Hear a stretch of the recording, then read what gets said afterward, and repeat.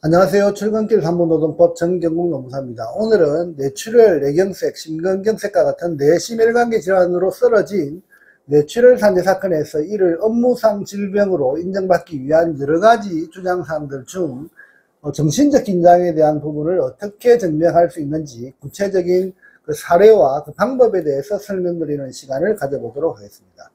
현재 뇌출혈 산재 사건과 같은 질병 사건의 경우 과로와 스트레스를 입증해야 한다는 사실은 어느 정도 잘 알고 계실 것으로 생각됩니다.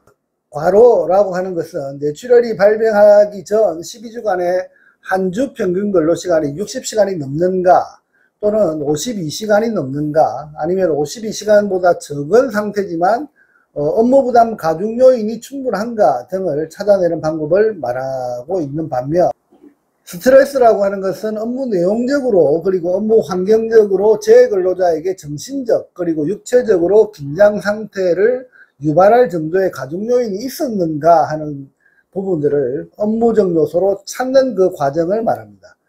사실 이 전체적인 과로와 스트레스를 증명하는 것이 쉬운 과정은 아닙니다. 막상 증명하기 위해 사건을 진행하면 눈에 보이지 않는 제자의 과거 행적을 추적해야 하고 손에 잡히지 않는 그 업무적 내용을 구체화시키고 세분화시키는 작업들이 반드시 필요하기 때문입니다.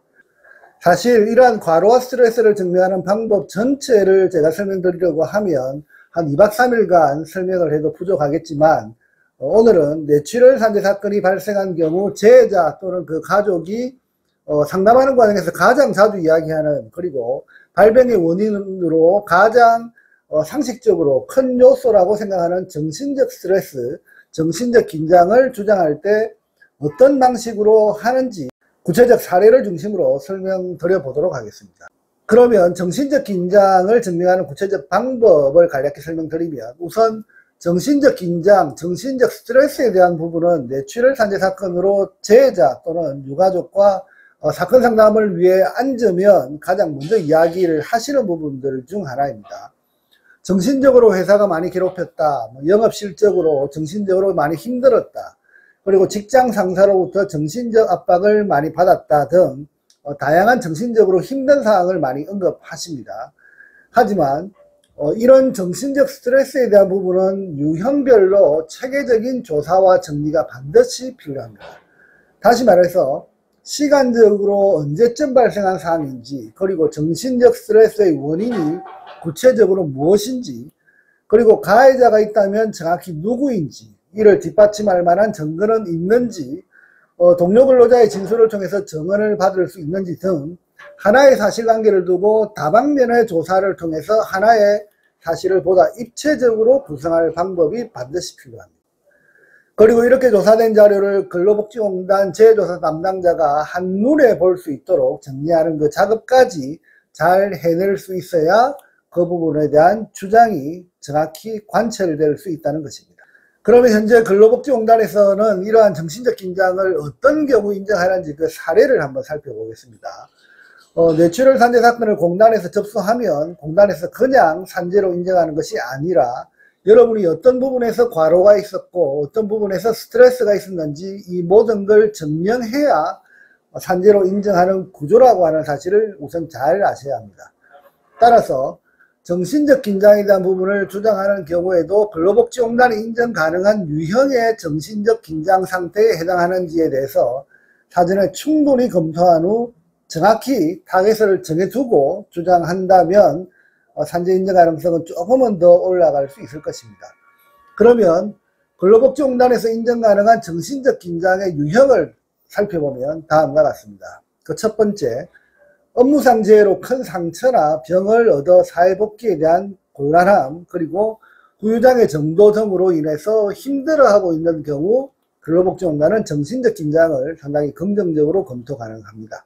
그리고 두 번째, 업무 수행 과정에서 중대한 사고나 재해 발생에 직접 관련되어서 충격을 받은 경우에도 정신적 긴장 상태를 고려하고 있습니다. 그리고 세 번째, 이러한 중대한 사고에 대한 책임을 져야 하는 위치에 있었던 경우 그 사고의 내용이나 사회적 파장 그리고 인사상의 불이익 크기 등을 고려해서 정신적 긴장 크기를 근로복지공단은 가늠해서 또 판단합니다.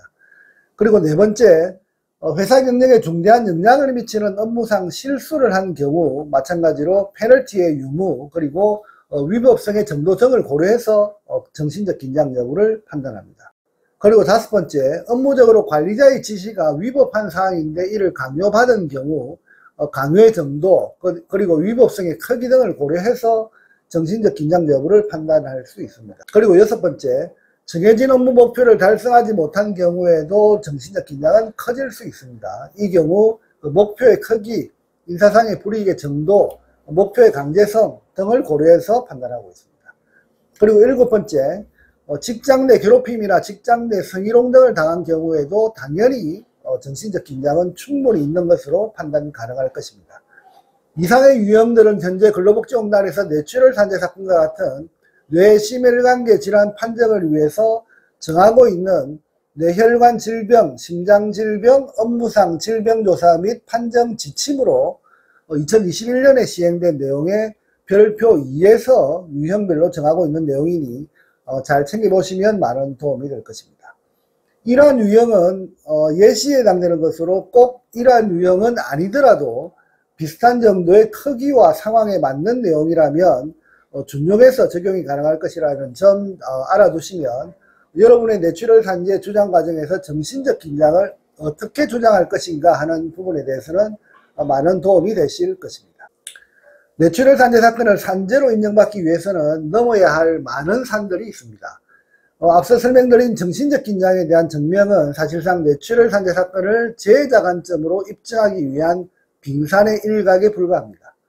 뇌출혈 산재 사건 하나를 근로복지공단으로부터 산재 승인 받아내기 위해서는 과로를 증명하기 위한 시간 데이터와의 싸움이 있고 스트레스에 대한 부분을 증명하기 위한 정신적 긴장을 포함한 업무 부담 가중 요인 총 7가지 요소에 대한 증명 방법에 대한 싸움이 있습니다. 그리고 업무 내용을 최대한 입체적으로 정리해서 다양한 스트레스 요인을 강조하고 부각시키는 작업도 반드시 필요합니다. 그 외에 평소 건강 상태를 확인하고 방어하기 위한 병원 기록 자료를 분석하고 정리하는 등 사실상 재근로자의 발병 전 3개월간의 모든 행적을 추적하고 정리하면서 업무가 발병의 원인이라고 하는 사실을 증명하는 작업이 필요하다는 점을 강조드리면서 뇌출혈 산재 사건을 준비하시는 분들께 조금이라도 도움이 되셨으면 하는 마음으로 오늘의 주제 영상을 마치도록 하겠습니다. 감사합니다.